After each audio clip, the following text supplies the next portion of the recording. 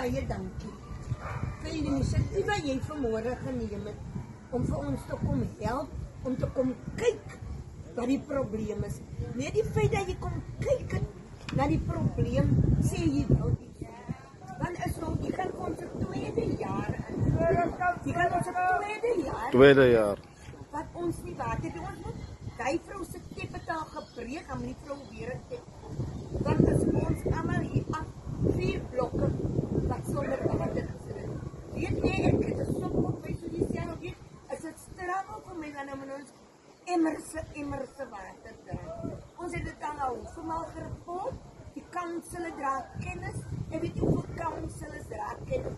Ek het jammer om naar die Hannes en hy altyd in te, sê het gekom en bring, sê, water hiernaartoe, roep die deur alarm, geit dat sy het vir ons kanne water gebruik, maar persoonlik was Ingrid nog nie 1 oomblik hier, net om vir ons te kom sê, jammer, ek kan nie, of net om te kom sê, jammer man, ek het nog nie 'n oplossing om te kom nie. Mens kom uit en dan kom verduidelik jy.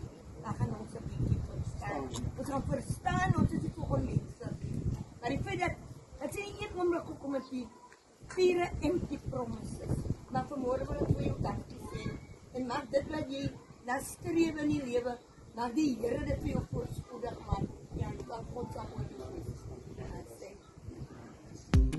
In the 2026 local government elections, vote Appear as your party of choice. We appear not to disappear.